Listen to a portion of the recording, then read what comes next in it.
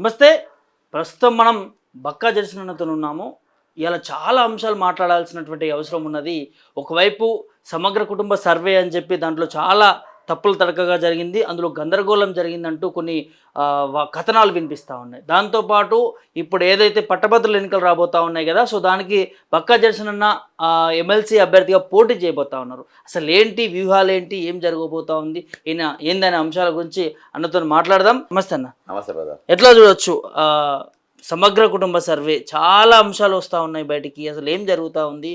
బీసీలకు సంబంధించి ముఖ్యంగా దాదాపు చాలా వరకు ఆ లెక్కలు తగ్గిపోయాయని మాట్లాడుతూ ఉన్నారు. ఏం చెప్తారన్న దీని గురించి? బ్రదరు, మామూలుగా రోజు రోజుకు ఎక్కడన్నా జనాభా పెరుగుతే కానీ తగ్గుతుందా?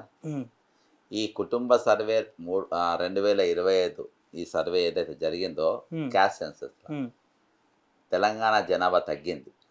పోలిస్తే నేను మీకు పీడిఎఫ్ కూడా పంపుతా. ఇది 2014 సమగ్ర కుటుంబ సర్వే.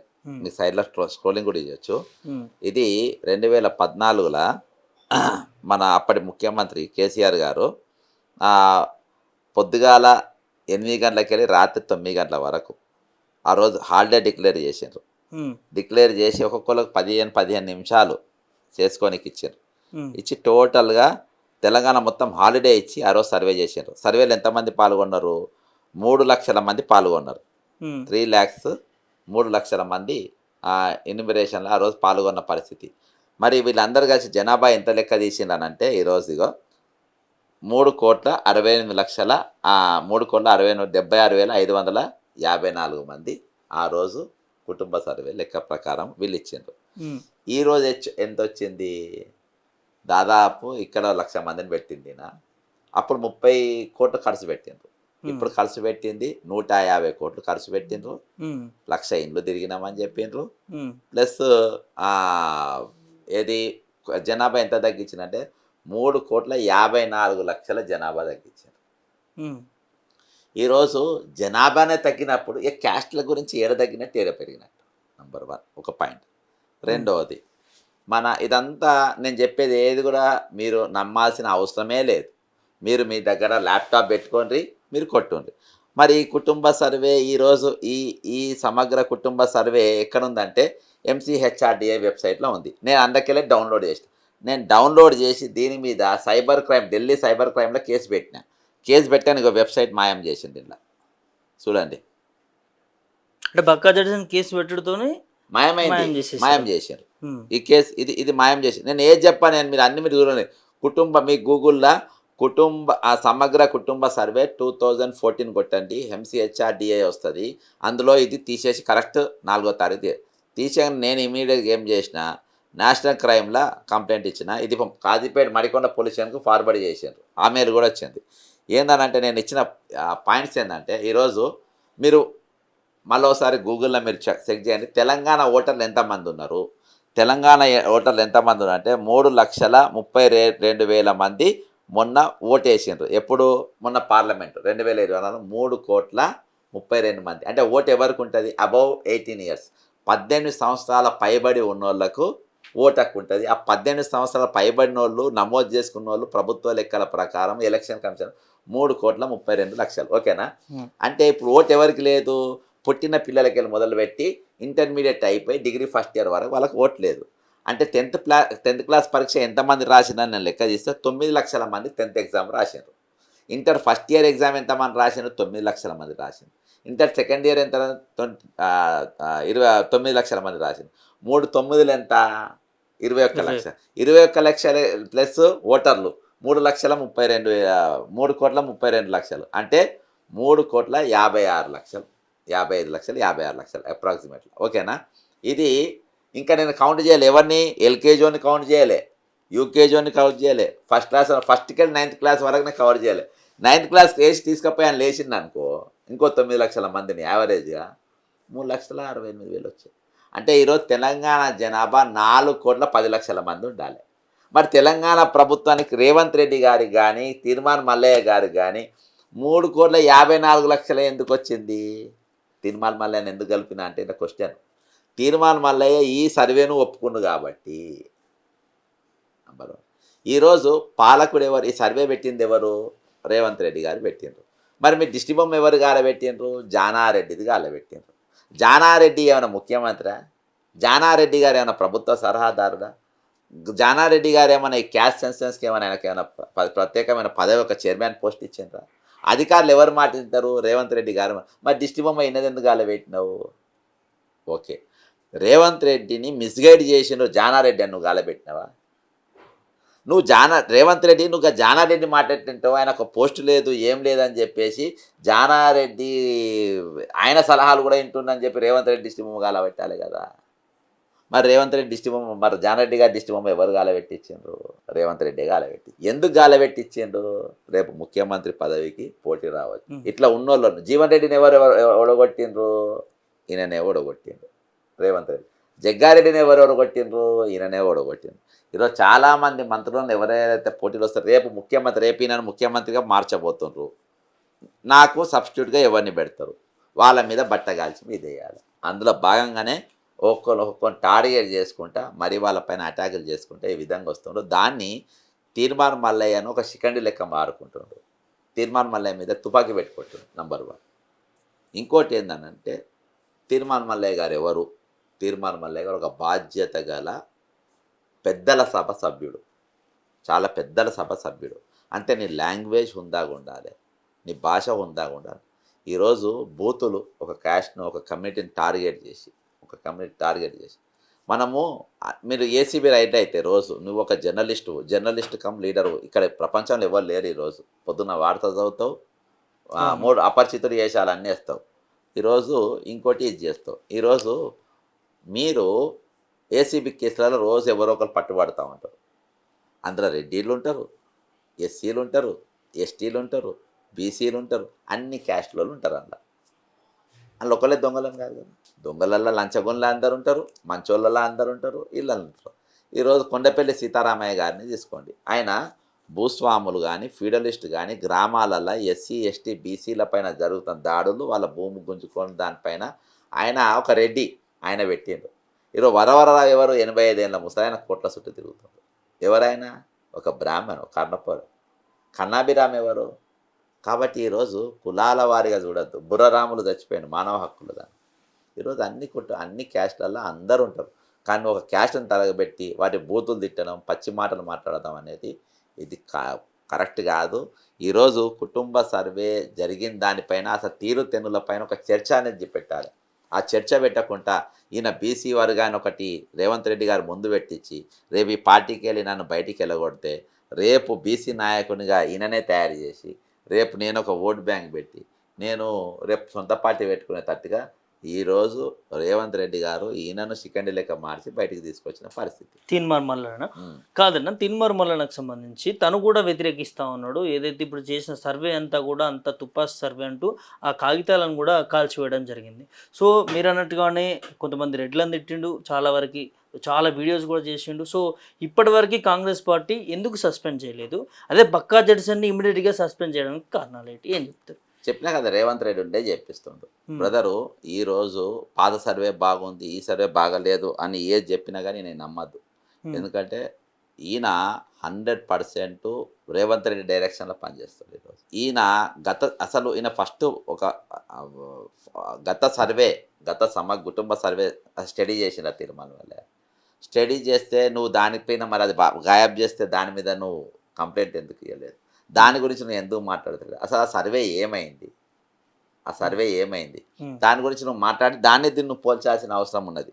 అసలు నువ్వు దాని గురించి మాట్లాడవు, అది ఎత్తవు. దీనికంటే అదే బాగుందంటావు. ఇది జానారెడ్డి దిష్టి బొమ్మ గాలబెడతావు, ఈ సర్వే పేపర్లు గాలబెడతావు. ఈ సర్వే అనేది మాత్రం ఇప్పుడు జరిగిన సర్వే 100% సర్వేనే చేయలేదబ్బా. ఈ సర్వేకు నాకు 150 కోట్ల రూపాయలు ఖర్చు పెట్టినాను కదా, నాకు తెలిసి 50 లక్షలు కూడా ఖర్చు కాదు. ఎందుకంటే కూర్చొని రాసిండబ్బా, పేపర్లు ప్రింట్అవుట్లు, లెక్కలు మార్చిండ్రు. ఇది ఎంత సత్యం అంటే, ఇప్పుడు తెలంగాణ జరిగిన కుటుంబ సర్వే ఎంత కరెక్ట్ అనేది అంటే, ఈరోజు డల్లాస్కి వెళ్ళి 1,78,000 కోట్ల రూపాయలు వచ్చుడు ఎంత సత్యమో, ఇప్పుడు జరిగిన రేవంత్ రెడ్డి యొక్క క్యాస్ట్ సెన్సస్ కుటుంబ సర్వే కూడా అంత సత్యం. ఇంకా అత్యంత దారుణం ఏంటంటే బ్రదరు, ఇందులో ఇంకా పెద్ద క్రిమినల్ ఎవరిని చేసిండు రేవంత్ రెడ్డి అంటే, ఈయనని చేసిండు. ఎవరిని? రాహుల్ గాంధీని చేసిండు. రాహుల్ గాంధీ పార్లమెంట్లో ఏం మాట్లాడిండో ఈయన ఒకసారి. Telangana. And what we have found is shocking. Almost 90% of Telangana is either Dalit, Adivasi, backward or minority. Almost 90%. And I am convinced okay, that is ఇంతకంటే ఎక్కువ సోదినది అవసరం లేదు. ఈయన ఏం చెప్పిండు, 90% ఎస్సీ ఎస్టీ బీసీ మైనార్టీలే ఉన్నారని చెప్పేసి రాహుల్ గాంధీ గారు 3 రోజుల కింద పార్లమెంట్లో మాట్లాడిన భాష ఇది. అంటే ఈరోజు రాహుల్ గాంధీ గారిని కూడా ఈరోజు ప్రపంచ దేశాల ముందు ఈయనను ఒక పిచ్చోని చేసి నిలబెట్టి, నీవు ఓసీ మన మైనార్టీ అంటే బ్రదర్, ఇవి అసలు ఆ లెక్కల గురించి మాట్లాడాల్సిన అవసరం లేదు. ఎందుకంటే నీకు జనాభానే తక్కువైనప్పుడు బ్రదర్, ఇంకోటి ఇది రాజద్రోహం కింద వస్తుంది. నీ కేసు అదే పెట్టి నేషనల్ సైబర్ క్రైమ్లో పెట్టింది ఏంటంటే, నేను చెప్పిన లెక్కలన్నీ ఇప్పుడు నువ్వు ఒక దేశంలో ఒక ప్రాజెక్ట్ ఇవ్వనీకి పోతున్నావు. నా దేశంలో నీవు 1,00,000 కోట్ల పెట్టుబడి పెట్టాలి. ఫర్ ఎగ్జాంపుల్ నీవు 1,78,000 కోట్ల తెచ్చిన డిపిఆర్లోనే పెట్టినావు. ఏమని పెట్టినావు నువ్వు, నా తెలంగాణ విస్తీర్ణం ఇంత, అక్కడ ఉన్న జనాభా 3,54,00,000 మంది. అంటే 3 కోట్ల అంతమందికే ఇస్తారు కదా, నీకు ఉన్న జనం ఎంత. ఫర్ ఎగ్జాంపుల్ నేను చెప్తా, ఇప్పుడు నువ్వు పెళ్లి కార్లు 1000 మందికి పెళ్లి కార్లు పంచినావు, వంట 500 మందికి చేసినావు, కార్లేమో 1000 మందికి ఇచ్చినావు, వండిందేమో 500 మందికి. మరి వచ్చినవాడు వాడు శపించిపోతాడా, ఆశీర్వదించిపోతాడా? ఇదేం పెందరా అయ్యా అని చెప్పి 4 మాటలు తినిపోతాడు. ఈరోజు కుటుంబ సర్వే అసలు జనాభా లెక్కనే తప్పు రాసినప్పుడు ఇక సర్వే గురించి మాట్లాడాల్సిన అవసరం ఏముందని నేను అంట. అసలు ఆయన ముఖ్యమంత్రి రాజీనామా చేయాలని అడగాలి. నా జనాభా లెక్క నేను ఎంతమంది ఉందో, బ్రదర్ నా ఇంట్లో ఎంతమంది ఉందో తెలియని కుటుంబం పెద్ద ఎట్లయితాడు? ఇంకా దీంట్లో పాల్గొనని వాళ్ళని అరెస్ట్ చేయాలంటూ కూడా వాళ్ళపైన శిక్ష కూడా తీసుకోవాలి, ఎందుకు పాల్గొన్నారని ముఖ్యమంత్రి అసెంబ్లీ సాక్షి మాట్లాడింది. బ్రదర్ నీకు నేను అందుకనే బ్రదర్, నువ్వు నీతిమంతునివి, నువ్వు గుడ్ బాయ్వి, నీవు సమగ్ర కుటుంబ సర్వే 2014 నీ ప్రభుత్వ వెబ్సైట్కి వెళ్ళి ఎందుకు తీసిందో చెప్పు. నీ సర్వే నువ్వు చేసిన జనం ఎంత? నేను ఇంట్లోనే ఉన్నా బ్రదర్, నాకు ఇంటికే రాలే వాళ్ళు, చాలా మంది ఇంట్లోకి రాలే. ఈరోజు మహేష్ కుమార్ గౌడ్ తల ఉండదు తోకుండదు, ఆయన ఏదో మాట్లాడి కవిత ఒక్కటే చేసుకున్నా, తక్కిన వాళ్ళు చేసుకోలేదంట. అది కాదు కదా ఈరోజు, ఒకళ్ళు చేసుకుంటూ ఒకళ్ళు చేసుకోలేదు కాదు కదా. ఈరోజు నీవు ప్రతి ఇంటికి దానికి ఒక ప్రణాళిక ఉండాలి బ్రదర్. ఇవాళ ఎక్కడ కూడా ఒక రివ్యూ మీటింగ్, ఒక ప్రణాళికబద్ధమైన పాలన ఈరోజు తెలంగాణలో జరుగుతలేదు. ఒక హెల్తీ చర్చ నా అసెంబ్లీలో కానీ నా శాసన మండలిలో కానీ ఈరోజు జరగని పరిస్థితి ఈరోజు నడుస్తూ ఉంది. ఈరోజు మీరు ఈ సర్వే చేసేది బదులు జనాభా ఎంత ఉన్నాయి, ఎన్నిండ్లు ఉన్నాయి, వాళ్ళకు ఏది ఎంతమంది స్టాఫ్ని పెట్టాలి అని చెప్పేసి నీ దగ్గర ఉండాలి కదా. ఈరోజు ఇంతమంది జనాభా అంటే కేసీఆర్ అప్పుడు 3,68,00,000 మంది పాపులేషన్ ఎందుకు వచ్చింది? నీ సర్వేలో 3,54,00,000 మంది ఎందుకు వచ్చింది? నువ్వు సర్వే చేయలే కదా, క్లియర్గా ఇక్కడే తెలుసు. నేను అందుకని చెప్తాను కదా, మీకు దావోస్కి వెళ్ళి 1,78,00,000 ఎంత కరెక్ట్, ఈయన మొన్న సర్వే కూడా అంతే కరెక్ట్. అదే అబద్ధమే ఇది అబద్ధం. ఎందుకు మరి ఈ అబద్ధాలు కావాల్సుకొని చేస్తూ ఉన్నారు అనుకోవచ్చా, లేకపోతే దేనికోసం ఇవాళ తెలంగాణ ప్రజలని బీసీలు మెయిన్గా ఎందుకు తీర్చలేకపోయింది, ఏముంది వెనక్కి ఏముంది అనుకోవచ్చు? బ్రదరు ఇవాళ మేము ఆ టైంకి అబద్ధం, ఇవాళ రాష్ట్రానికి పాలించే ముఖ్యమంత్రి క్యారెక్టర్ చూడాల్సిన అవసరం ఉంది, బ్యాక్గ్రౌండ్ ఆలోచించాల్సిన అవసరం తెలంగాణకు. ఆయన బ్యాక్గ్రౌండ్ ఏంటి, ఆయన ఎక్కడికి వెళ్ళి వచ్చిండు, ఆయన నైజం అబద్ధం ఆడే ఆయన కానీ ఈరోజు తీర్మానం మళ్ళీ కానీ బ్రదర్ ఒకసారి ప్రజాప్రతినిధి లెక్క నువ్వు ప్రజల్లో నీకు నెలకు 3.5 లక్షల జీతం తీసుకుంటున్నావు, అర్థమైందా? కార్ అలవెన్స్ తీసుకుంటున్నావు, గన్మెన్లు తీసుకుంటున్నావు, ఎమ్మెల్యే క్వార్టర్స్ తీసుకుంటున్నావు, ఓకేనా? ఇవన్నీ స్టేషనరీ తీసుకుంటున్నావు, ప్రింటర్ తీస్తున్నావు, ఒక సెటప్ అంతా తీసుకుంటున్నావు. నీవు 24/7 ఎవరికి సర్వీస్ ఇవ్వాలి? ఈ తెలంగాణ పౌరులకు గ్రాడ్యుయేట్ ఎమ్మెల్సీగా నువ్వు ఇవ్వాలి. నువ్వు ఏమిస్తున్నావు? పొద్దుగాలపై వేరే వ్యాపారాలు చేయొద్దు, నువ్వు పొద్దుగాలపై వార్తలు చదువుకుంటావు, దాని మీద డబ్బు సంపాదిస్తావు, నువ్వు రెచ్చగొడతావు, బ్లాక్మెయిల్ చేస్తావు. ఇక నీ డ్యూటీ నువ్వు ఏడే చేస్తున్నావు, నీ డ్యూటీ నువ్వు కరెక్ట్గా చేస్తున్నావా? ఒక వ్యక్తి ఒక వార్త చదవచ్చా? ఇంకోటి నువ్వు నీతి నిజాయితీ గురించి మాట్లాడుతున్నావు కదా, ఈ మధ్యలో బాగా ట్రోలింగ్ అవుతుంది. ఒక సోషల్ ఆడిటింగ్ పెట్టు, అసలు నీకు ఛాయ్ పైసలు 10 రూపాయలు ఎంతమంది వేసారు? నీవు ఆ స్టేట్మెంట్ ఇచ్చిన నాటి నుండి నేటి వరకు నీ బ్యాంక్ స్టేట్మెంట్ సోషల్ ఆడిటింగ్ చెప్పి నువ్వు నీతి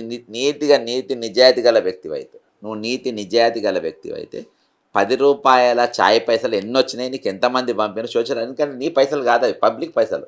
ప్రజా పైసలకు ప్రజా సొమ్ముకు నువ్వు వాళ్ళకు లెక్క చెప్పాల్సిన అవసరం ఉంది. పుణ్యానికి తీసుకున్నారు కాదు కదా పైసలు. ఒకవేళ వస్తే నీకు ఇప్పటిదాకా క్యూ న్యూస్లో నీకు ఎంత లాభాలు వచ్చినాయో ఆ 10 రూపాయలు ఇచ్చినందుకు మనం షేర్ చేయాల్సిన అవసరం ఉంది కదా. సరే, తిన్మార్ మల్లన్న విషయానికి వస్తే ఇంతకుముందు కూడా అడిగాను, మీరు సరిగా చెప్పలేదు అనుకుంటాను. ఎందుకు కాంగ్రెస్ పార్టీ ఇమీడియట్గా సస్పెండ్ చేసి ఓకే, మర్చిపోయినది. అయితే బ్రదర్ ఆయన పెట్టి నడిపేదే రేవంత్ రెడ్డి కాబట్టి ఎందుకు సస్పెండ్ చేస్తారు? లాగిచ్చి ఏడుచుకుంటా బాధ పెట్టుకుంటా. అరే బ్రదర్, ఒక జానారెడ్డి దిష్టి బొమ్మ గాలబెట్టిన తర్వాత ఒక సోషలిస్ట్ భావాలు గల వ్యక్తి, ఈయనకు తెలుసో తెలియదు, ఆ కాలంలో ఉన్నత వర్గాలు భూస్వాములు అందరు కలిసి జానారెడ్డి పైన ఒక మర్డర్ కేసే పెట్టి జైలుకు పంపారు. జైలుకు పోయిన వాళ్ళు ఇద్దరు మర్డర్ కేసు అయితే పెట్టారు. చాలా రోజులు ఈయన అండర్ గ్రౌండ్ పోయాడు. ఆయనని నాతో స్వయంగా చెప్పాను ఒక టైంలో. ఆయనను తిడితే ఆయనని ఇచ్చేస్తేనే ఇవాళకి షోకాజ్ నోటీస్ ఇవ్వాలి. ఇవాళ ఇచ్చిండ్రు నిన్న మొన్న. అది చాలా బలవంతంగా రేవంత్ రెడ్డి మ్యాక్సిమం ఆపిన ట్రై చేయట్టు. ఎందుకంటే రేవంత్ రెడ్డి ఈజ్ బిహైండ్ తీర్మానం వల్లే. షూరా పక్కన 1000%. మరి రెడ్లనే ఎందుకు తిట్టిస్తా ఉన్నాడు రేవంత్ రెడ్డి మీరు అన్నట్టుగానే తిరుమల మల్లంతో? అది కరెక్ట్ లాజిక్ వచ్చింది. ఎందుకంటే తెలంగాణ పాలిస్తున్నది నారా రేవంత్ నాయుడు, ఈజ్ నాట్ రేవంత్ రెడ్డి. అదే బ్రదర్, ఈరోజు ఆయన డల్లాస్లో ఎవరితో ముద్దాడిండు? చంద్రబాబుతో ముద్దాడిండు. ఇది ఎవరితో పనిచేసింది? ఆయనతో పనిచేసింది. ఈరోజు వాడుకొని దాటిపోవడం అనేది ఎక్కడ నేర్చుకుండు? ఆయన దగ్గర నేర్చుకుండు. ఈరోజు తెలంగాణకు మెజారిటీ అడ్వైజర్స్ ఎవరు? ఆంధ్ర వాళ్ళే. ఈరోజు కాబట్టి ఇవాళ నడిచేదంతా కూడా ఆయన మార్గం నడుస్తుండు. ఆయన రెచ్చగొడుతుండు. కులాల వారీగా ఈరోజు నేను గెలిచే పరిస్థితి లేదు. ఈరోజు పంచాయతీ ఎలక్షన్స్లో కూడా రచ్చ ఓడిపోయారు. అసలు వాస్తవానికి ఎందుకంటే తీర్మానం మల్లయ్య కూడా ఎమ్మెల్సీగా మనం గెలవలేదు. వెబ్సైట్లో పెట్టి మనం గెలిచినని ఓట్లు ఇవాళకి ఎలక్షన్ వెబ్సైట్లో ఎందుకు పెట్టలేదు? తెలంగాణ ఎలక్షన్ కమిషన్ ఎందుకు పెట్టలేదు? గ్రాడ్యుయేట్ ఎలక్షన్లో పోలైన ఓట్లలో 50% + 1 ఓటు రావాలి. ఈయనకు రాలేదు. అది ఈయనకు రాలే ఆ ఓటింగ్. పెద్ద ఆరోపణలు ఈ తిన్మార్ మల్లన్న. నేను ఎలక్షన్ కమిషన్ కంప్లైంట్ ఇచ్చిన బ్రదర్. నేను Telangana election commission, national election commission కూడా కంప్లైంట్ ఇచ్చిన. అక్కడ కొంతమంది బీజేపీలో ఉన్నోళ్ళు కూడా ఈయన ప్రొటెక్ట్ చేస్తుండ్రు. కాంగ్రెస్లో ఉన్నోళ్ళు రేవంత్ రెడ్డి బాజాబ్తా, అందులో పేరే చెప్పొచ్చు. కాబట్టి ఈరోజు ప్రొటెక్ట్ చేసుకునే పరిస్థితి. ఈయన వెనుక 100% రేవంత్ రెడ్డి ఉన్నాడు కాబట్టి ఈయనకు షోకాజ్ నోటీస్ కూడా చాలా లేటుగా ఇచ్చిండ్రు. అది కూడా ఆయనకు ఏదో టైం ఇచ్చిండ్రు. ఈరోజు ఆయన నడిపేది ఈయననే కాబట్టి ఈయననే సేవ్ చేస్తారు. ఇన్వెస్టర్ కూడా ఈయననే, రేవంత్ రెడ్డి. దీంట్లో ఎలాంటి సందేహమే లేదు, డౌటే లేదు. లేకుంటే ఒక బసవరాజ్ సారే ఎట్లా కూర్చుంటాడు ఆ వేదిక మీద? ఈయన ఉంటేనే పోయి కూర్చునేది. ఉన్నాడు, ఆయన నడుపుతుండ్రు. మీటింగ్ కూడా ఎక్కువ అటెండ్ అయ్యేది కూడా రేవంత్ రెడ్డి మనుషులే అవుతుండ్రు. వేం నరేందర్ రెడ్డి, సీతక్క, ఈ గ్యాంగే ఆ మీటింగ్ లో సక్సెస్. మళ్ళీ వీళ్ళే తిట్టుకుంటారు. మంత్రులు మాట్లాడుతూ ఉన్నారు కదా, తిన్మార్ మల్లన్న మాట్లాడుతున్నారు. సీతక్క కదా, వాళ్ళే కదా అనుకునేది. పార్టీ లైన్ లో ఎవరుంటారో వాళ్ళకి ఆ టీమే. అవన్నీ మాట్లాడద్దు బ్రదర్, వాళ్ళే కదా. మేము మిమ్మల్ని కాదు సీతక్క అంట. అవన్నీ చెప్పదు కథలు. మీరు అంత ఒకటే కదా. ఇవాళ కనకరత్నం అనేటువంటి పెట్టుకుంటు వాళ్ళ ఆఫీస్లో, విద్యాసాగర్ రెడ్డి అనేటువంటి పెట్టుకున్నది ఆమె. అర్థమైనా బ్రదర్? పోస్టింగ్లలో అక్రమాలు, ట్రాన్స్ఫర్లలో అక్రమాలు, ప్రతి దాంట్లో అడుగు నాకు నిన్ననే ఏసీబీకి విజిలెన్స్ 2కి ఇచ్చిన. కనకరత్నం అంటాడు. భీమవరం అని పెట్టుకున్నాను. భీమవరం ఎట్లా పెట్టుకుంటావు నువ్వు? సరే, ఇక్కడ క్యాటరోడ్ ఉన్నాడు. అర్థమైందా? ఆయన మీద ఉన్న ఆరోపణలు ఏంది? ఆయన ఎందుకు నడిపిస్తుండ్రు? సీతక్క గారి పేషిలా విద్యాసాగర్ రెడ్డి అంటాడు ఎందుకు కంటిన్యూ చేస్తున్నావు? కనకరత్నం అనే భీమవరం అబ్బాయిని బుల్లోని ఎవరు పెట్టింది అక్కడ? వేం నరేందర్ రెడ్డి. దాంతో టీం బ్రదర్. ఈమె డౌట్ రాకుండా ఆయనను మాట అనాలి తీర్మానం మళ్ళీ. కానీ ఆయనతో మీటింగ్లు పెట్టించేది కానీ, ప్రోగ్రాంలు చేపించేది కానీ అంతా వీళ్ళే. సో మొత్తం కాంగ్రెస్ పార్టీలో బక్కా జడ్సన్కి ఒక న్యాయం, తీన్మార్ మల్లన్నకి ఒక న్యాయం జరిగింది అనుకోవచ్చా? 100% బ్రదర్. నేను టోటల్గా రేవంత్ రెడ్డి ముఖ్యమంత్రి చేయడమే తప్పన్న. ఈరోజు అన్న అబద్ధాలే కదా. తెలంగాణ జనాభా లబ్బు చెప్పిన ముఖ్యమంత్రికి ఎట్లుంటాడు? ముఖ్యమంత్రి రేవంత్ రెడ్డి అనేతో వెంటనే రాజీనామా చేయాల్సిన అవసరం ఉందా లేదా అనేది మీరు పోలు పెట్టండి. తెలంగాణ జనాభాను ఈరోజు సమగ్ర కుటుంబ సర్వేలో వచ్చిన జనం ఎంత? నేను దయచేసి అందుకనే పదే నేను తెలంగాణ ప్రజలు విన్నవించుకున్నాను. నాది నమ్మాల్సిన అవసరం మీకు లేదు. తెలంగాణ ఓటర్లు ఎంతమంది 18 ఏళ్ళకి పైన ఉన్నోళ్ళు 10వ lakh intermediate first year second year రాసిన వాళ్ళు ఎంతమంది 10th ఎగ్జామ్ మంది రాసిన వాళ్ళు ఎంతమంది స్కూల్లో ఎంతమంది పిల్లలు లెక్కలేని తెలంగాణ జనాభా తెలుస్తుంది. తెలంగాణ జనాభా 3,54,00,000 ఉందని చెప్పి దాదాపు 60 లక్షల మంది దాటించినోడు ఈ తెలంగాణ ముఖ్యమంత్రికి అవసరమా? ఈయన దొంగ ముఖ్యమంత్రి అనుకుంటే నేను ఏమనాలి? అది కూడా మీరే చెప్పండి. ఈయన మోసకరమైన ముఖ్యమంత్రి అనుకుంటే నేను ఏమనాలి? ఈరోజు నీకు మౌలిక సూత్రం ఏంటంటే ఫస్ట్ లైన్ ఏం లేదంటే నేను నా కుటుంబం పెద్ద, నా కుటుంబంలో ఇంతమంది ఉన్నారు అని వాళ్ళ పేర్లు ఇస్తాము. ఇవాళ నా కుటుంబంలో నువ్వు దొంగ లెక్క చూపెడితే ఇక నువ్వు దొంగ కాకుంటే ఏమంటా నేను? ఆ కుర్చీలో నువ్వు ఏ విధంగా కొనసాగుతావు నువ్వు? బ్రదర్ ఇది చాలా పెద్ద నేరం బ్రదర్. ఈరోజు మడికొండ పోలీస్ స్టేషన్కు నేషనల్ క్రైమ్ వాళ్ళు ట్రాన్స్ఫర్ చేసినారు కేసు. ఆమెలు కూడా పంపినారు. నేను పెట్టిన కేసు ఎంత అన్యాయం. రాహుల్ గాంధీ అసలు పార్లమెంట్లో అబద్ధాలు ఆడిచ్చినావు నువ్వు. పార్లమెంట్లో విన్నాం 90% అని ఎందుకు ఆడిండు? నీ దొంగ లెక్కలు చేయబట్టే కదా. నీ రెండు దొంగ లెక్కలు నువ్వు ఇగో brother. Dear sir and madam, the complaint నేను ఇచ్చిన complaint submitted to you to national crime RP cyber crime is forwarded to Madikonda police station on 6/2/2025 6వ తారీఖు సాయంత్రం 5:37 మడికొండ పోలీస్ స్టేషన్లో ఉన్నది. ఎవరైనా పోతే చెక్ చేసుకోండి. ఎవరి మీద నీకు సస్పెక్ట్ ఎవరని అడిగిన వీరు, నీకు ఎవరి మీద అనుమానం ఉంది? ఈ సమగ్ర కుటుంబ సర్వే 2014 రిపోర్టు ప్రభుత్వ వెబ్సైట్లోకి వెళ్ళి ఎవరెత్తేసినంటే రేవంత్ రెడ్డే సస్పెక్టు, ఆయననే ఎంక్వైరీ చేయాలని ఆయన మీదనే పెట్టిన నేను. నా ప్రధాన సస్పెక్టు రేవంత్ రెడ్డి అని చెప్పేసి నేను కంప్లైంట్ ఇవ్వడం జరిగింది. కాబట్టి ఈరోజు ప్రతిపక్షాలు తెలంగాణ ప్రజలందరూ కోరాల్సింది ఏంటంటే మీరు ఎగ్జామిన్ చేయండి. నేను చెప్పింది ఎగ్జామిన్ చేయండి. ఒకవేళ తప్పనిపిస్తే ఇటువంటి ముఖ్యమంత్రి ఒక్క నిమిషం కూడా ఆ పదవిలో కూర్చోనికి వీలు లేదు. ఒక పచ్చి అబద్ధాన్ని డల్లాస్కెళ్ళి మనకు పట్టుకొచ్చిండు. 1,78,00,000 మంది లక్షల కోట్ల రూపాయలు నేను తీసుకొచ్చిన అన్నాడు. వాస్తవానికి చాక్లెట్ కంపెనీ కూడా ఇక్కడికి రాలేదు. చాక్లెట్ కంపెనీ నీ ఎంబడి ఎవరిని తీసుకుపోయినావు? ఓటుకు నోటు కేసులు ఉన్న వాళ్ళని తీసుకుపోయినావు నువ్వు. విజయసింహారెడ్డి ఓటుకు నోట్ల ఫస్ట్ అరెస్ట్ అయినటువంటి వ్యక్తి. ఆయన పిఆర్ఓ సిపిఆర్ఓ అంట ప్రభుత్వానికి. అరే మొత్తం దొంగలేనా భయ్ మీ దాంట్లో ఉండేది? ప్రభుత్వం ముఖ్య సలహాదారు ఎవరు? ఓటుకు నోట్లు ఉన్న దొంగ.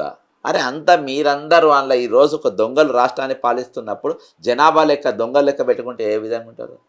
నేను ఆరోపణ చేస్తున్నా అనుకోకండి మీరు. నేను చెప్పింది వాస్తవాలు లేదా ఒకసారి తెలంగాణ ప్రజలు మీరు ఆలోచన చేయండి. మీరు మీ ముందు అందరి దగ్గర స్మార్ట్ ఫోన్లు ఉన్నాయి. ఇవాళ రేపు ఆ స్మార్ట్ ఫోన్లో కొట్టని మీకు బయటకు వస్తాయి. అంటే ఇక్కడున్న వాళ్ళు కవర్ చేస్తున్నారు, తిన్మార్ మల్లన్న వెనుక రేవంత్ రెడ్డి ఉన్నారన్నారు. ఓకే, కానీ అధిష్టానం ఎందుకు దీన్ని సీరియస్గా తీసుకుంటలేదు? వాళ్ళకి ట్యాక్స్ కావాలి, ఎలక్షన్లో ట్యాక్స్ కావాలి, ఆ ట్యాక్స్లు కట్టుకుంటారు వాళ్ళు. ఈరోజు బ్రదరు తెలంగాణ ఎట్లయిందంటే పరిస్థితి లాస్ట్లో కిందికి వెళ్ళి మొదలుపెట్టి ఎవ్వడు కూడా బతకనికి వీల్లేదు. నువ్వు ఇండ్లన్నీ కూలగొడతావు, ఇంటింటికి సర్వే అంటావు. అక్కడ ఇండ్లే లేనప్పుడు నువ్వు ఇంటింటి సర్వే పోయి లెక్కలు అంటావు. ఈరోజు అడ్వర్టైజ్మెంట్ కంపెనీలు కూడా గుంజుకొని వీళ్ళ దగ్గర అంటే మామూలు రోడ్లపైన బొమ్మలు పెట్టుకొని 4 రూపాయలు సంపాదించి కుటుంబాలు నడిపేటోళ్ళయి వాళ్ళ బోర్డులు కూలగొట్టు. నేనంతా ఇండ్లు కూలగొట్టిండు. ఇప్పుడు బోర్డులు కూలగొడతారు, వాళ్ళే తీసుకుంటారు. ఆ కంపెనీలు కూడా వీళ్ళ కుటుంబాలే. టార్గెట్ అని ఒకటంట, నర్వ నిర్మాణ అంట, ఇంకోటి ప్రకాష్ యాడ్. మొత్తం వీళ్ళ కుటుంబ బ్రదర్సు, వీళ్ళ తమ్ముళ్ళు ఫహీం ఖురేషి అనేటోడు అంట. దీన్ని బాజాప్తా పోలీస్ బాసులే పోయి మీ ఆయనను కలుపుకోమనంట. రంగనాథ్ గారు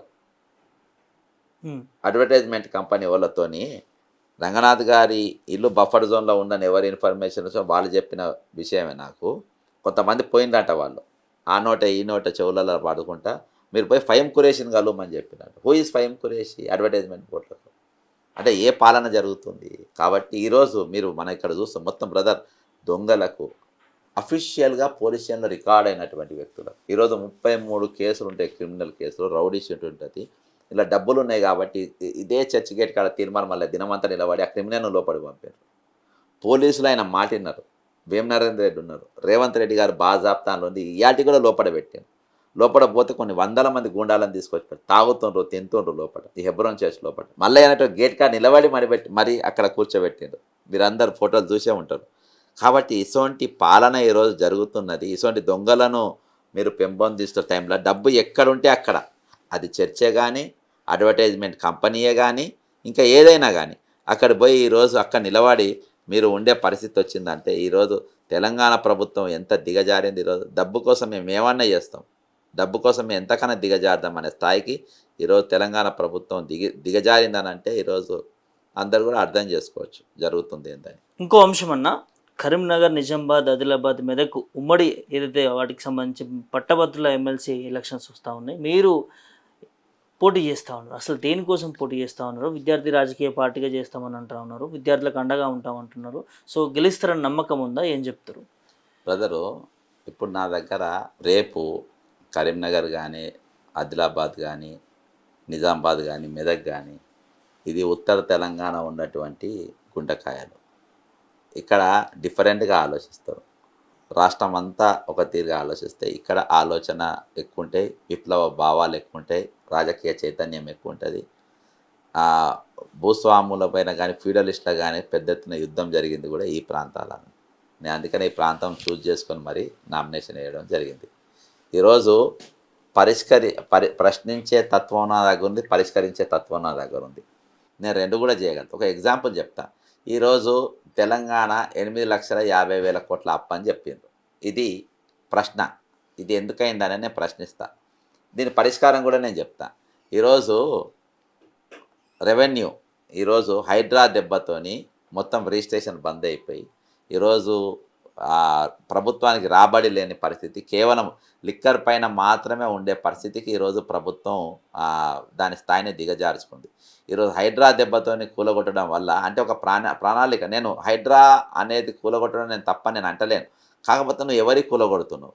దానికంటే ముందు ఒక రివ్యూ మీటింగ్ జరగాలి. అందులో రెవెన్యూ కానీ, ఇరిగేషన్ కానీ, మున్సిపల్ అడ్మిషన్ కానీ, అందులో అక్రమ నిర్మాణాలు ఎన్ని ఉన్నాయి, అసలు చెరువులు ఎన్ని ఉన్నాయి, చెరువుల్లో FTL ఎన్ని ఉన్నాయి అని చెప్పేసి దానికి ఒక లెక్క చేసి ఆ లెక్క ప్రకారము అక్కడ పర్మిషన్లు ఉన్నాయా లేవా ఇవన్నీ చూసిన తర్వాత దానిపైన విరుచుకుపడాల్సిన అవసరం.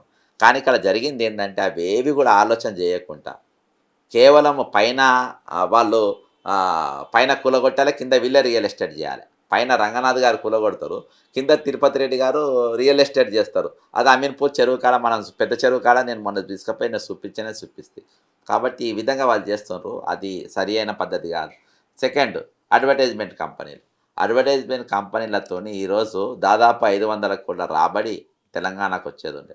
కానీ మీరేం చేస్తుండ్రు? ఆ రాబడి రాకుండా ఈరోజు మీరే మూడు కంపెనీలు తీసుకుంటున్నారు. కాబట్టి దీనిపైన చర్చ జరగాల్సిన అవసరం ఉంది. సెకండ్, తెలంగాణ సర్వే జరిగింది. సర్వేల జనాభాను తగ్గించి చూపించింది వీళ్ళు. తెలంగాణ జనాభా 4,10,00,000 మంది ఉంటే నీవు చూపించిన జనాభా ఎంత? 3,54,00,000 ఇదని చెప్పిన. దీని మీద చర్చ జరగాలి మన మండలిలో కానీ ఇలా కానీ. దాని తర్వాతనే మీరు కులాల రిజర్వేషన్ కానీ ప్రకారము, లేకుంటే కులగణన కానీ దాని తర్వాత వస్తే 100% వీళ్ళకి న్యాయం జరిగే విధంగా ఉంటుంది. ఈరోజు ప్రభుత్వ ఖాళీలు డిపార్ట్మెంట్ వైజ్గా ఎన్ని ఖాళీలు ఉన్నాయి అని అంటే ఈరోజు వరకు ప్రభుత్వము జిల్లాలు పెరిగినాయి, జనాభా పెరిగింది, ప్లస్ ఈరోజు మన స్వయం పాలన వచ్చింది. కాబట్టి వీళ్ళన్నిటి మధ్యలో ఈరోజు నీవు డిపార్ట్మెంట్ వైజ్గా ఖాళీలపైన రివ్యూ మీటింగ్ పెట్టాల్సిన అవసరం ఉండే. ఇయాటి వరకు నీవు దానిపైన రివ్యూ మీటింగ్ పెట్టలేదు. ఏ డిపార్ట్మెంట్లో ఎన్ని ఖాళీలున్నా చెప్పలేదు. ముఖ్యంగా జాబ్ క్యాలెండర్ అనేది మేము ప్రతి సంవత్సరం విడుదల చేస్తామని ప్రియాంక గాంధీ ద్వారా చెప్పించారు. ఇయాటి వరకు దాని మీద మీరు జాబ్ క్యాలెండర్ రిలీజ్ కాలేదు. కానీ అయిందని చెప్పి బాజాప్తా రేవంత్ రెడ్డి గారు అబద్ధం చెప్పిండ్రు. ప్రతి నెల 4,000 రూపాయలు నిరుద్యోగ భృతి ఇస్తామని చెప్పిండ్రు. 14వ నెల వచ్చింది, ఇయాటి వరకు మీరు రూపాయి నిరుద్యోగ భృతి ఇవ్వలేదు. అందుకనే నేను ఈరోజు విద్యార్థి రాజకీయ పార్టీకి ఎందుకు పోటీ చేస్తున్నా, విద్యార్థి అనే టైటిల్ అందరూ కూడా ఈరోజు మేధావులు, మళ్ళీ ముఖ్యంగా గ్రాడ్యుయేట్స్ ఎక్కువ ఉన్నారు. కాబట్టి విద్యార్థి వచ్చే రోజుల్లో రాజకీయాలలో మంచి వ్యక్తులు రేవంత్ రెడ్డి గారు లాంటి వారు కాకుండా నిజంగా నిస్వార్థంగా పనిచేస్తారు. ఎందుకంటే ఇక్కడికి వెళ్ళి మేము విద్యార్థి దశకి వెళ్ళి దెబ్బతిని వచ్చిండ్రు.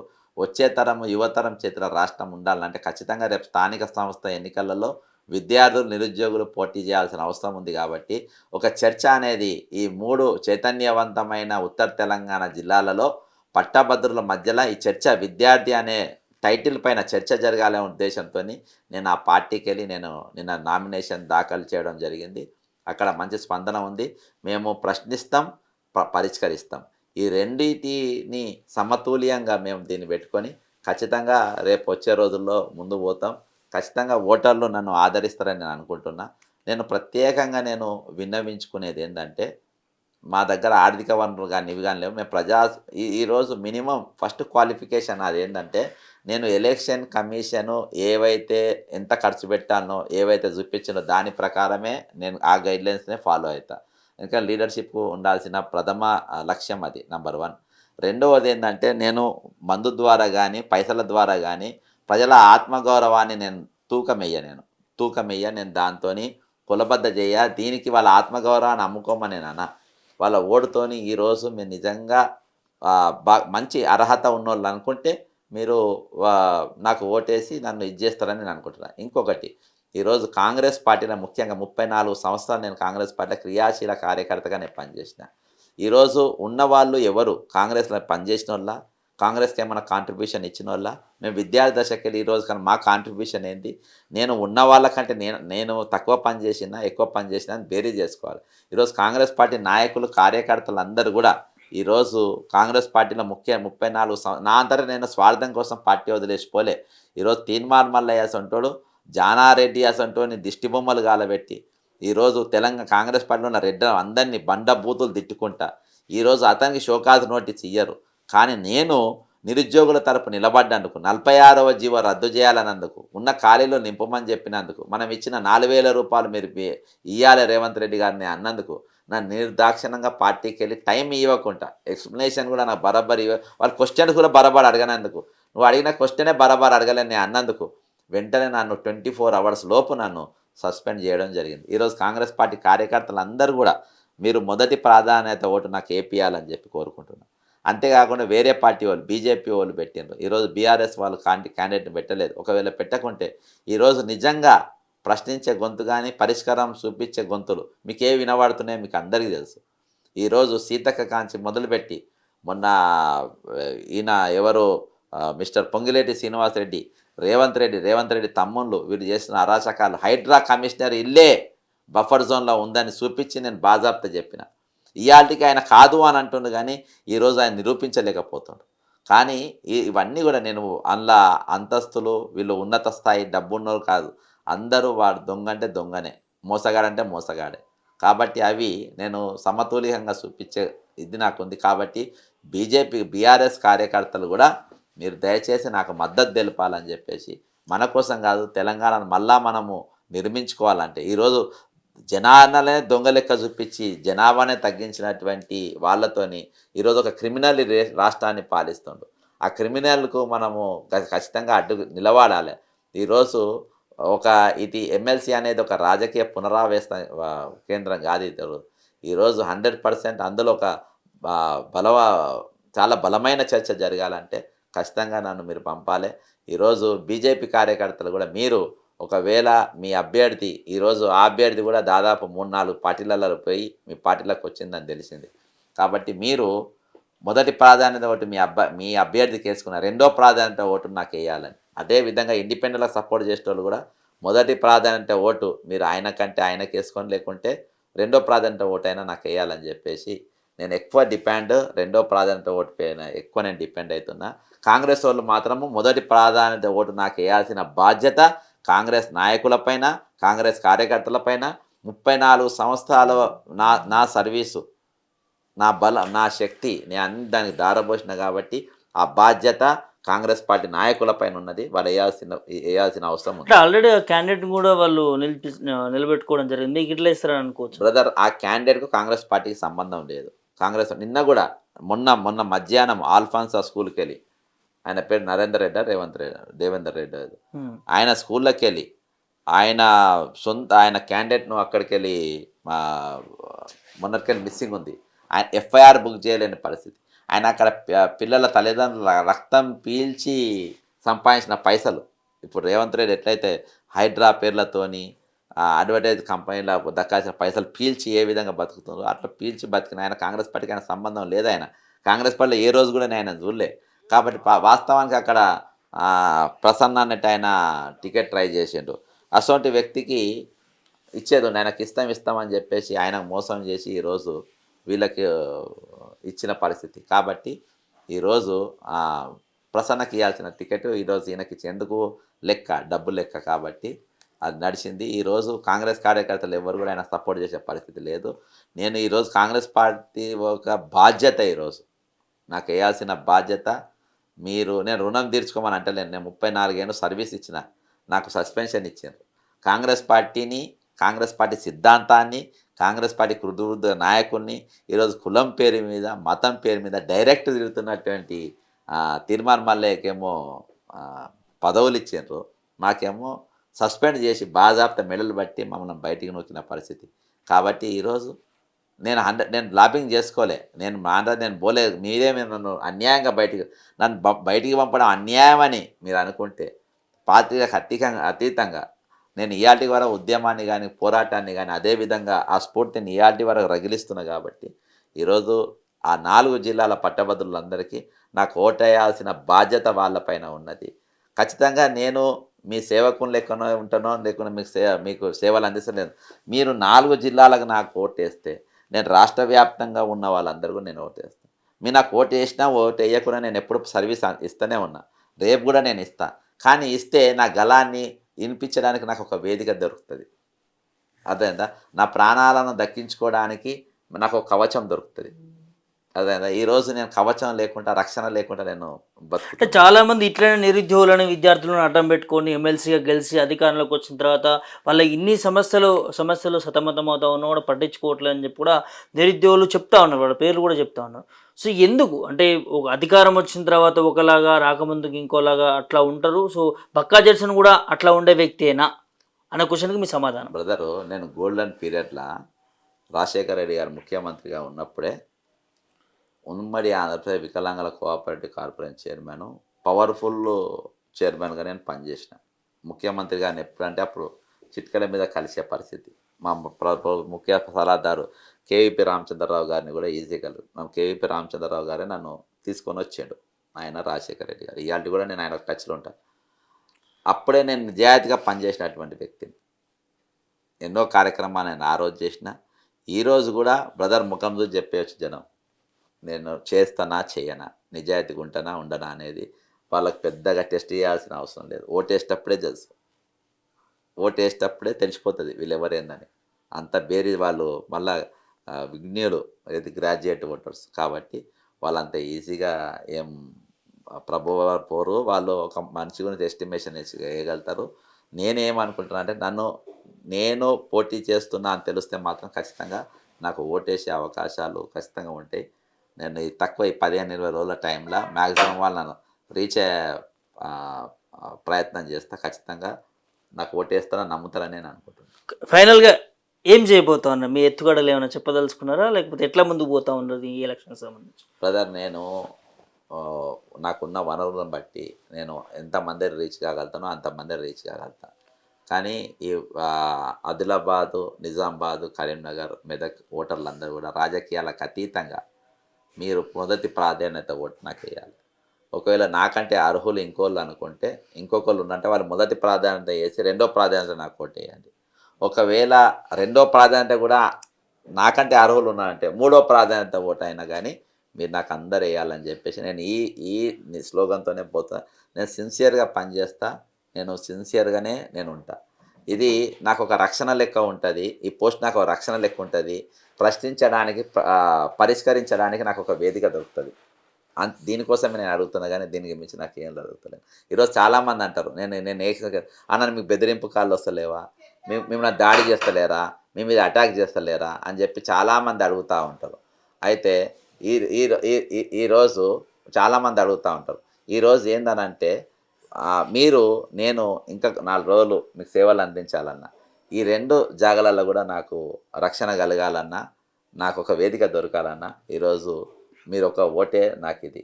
కాబట్టి నేను ధైర్యంగా ప్రాణాలు తెగించి నేను కొట్లాడినా. కొంచెం సాహసం చేసి నాకు మీరు దేనికి కూడా ఆశించకుండా నిస్వార్థంగా నాకు ఓటేస్తే ఖచ్చితంగా మీకు సేవలు నేను సిన్సియర్గా అందించే పరిస్థితి, నాకు వేదిక దొరుకుతుంది, నాకు రక్షణ దొరుకుతుంది. దానికోసం అంతకుమించి ఏం లేదు. థ్యాంక్ యూ అన్న, మీకు మంచి జరగాలని కోరుకుంటున్నాం. ఆల్ ది బెస్ట్ అన్న. Thank you brother. ఇది పరిస్థితి. నిరుద్యోగుల పట్ల, విద్యార్థుల పట్ల బక్కా జడ్సన్ అనేటటువంటి ఒక కార్యకర్తను, ఒక వ్యక్తిని నేనున్నాను. ఈ ఎమ్మెల్సీ ఎన్నికల్లో నన్ను గెలిపించుకోండి, మీకు సేవ చేసుకుంటాను, నాకు ఒక వేదికనివ్వండి అంటూ కూడా వారు కోరుకుంటున్నటువంటి అంశాన్ని చూస్తూ ఉన్నాము. సో నిన్న ఏదైతే నామినేషన్ కూడా వేయడం జరిగింది, ఏదైతే ఇప్పుడు వస్తున్నటువంటి పట్టభద్ర ఎన్నికలకు సంబంధించి, సో ఖచ్చితంగా నిరుద్యోగులు విద్యార్థులు నాకు అండగా ఉంటే సో వారి పట్ల నేను నుండి మీకు న్యాయం చేసే విధంగా నేను నిలిచి ఉంటానంటూ కూడా బక్క దర్శన్ గారు చెప్తున్నటువంటి అంశాన్ని చూస్తూ ఉన్నాం.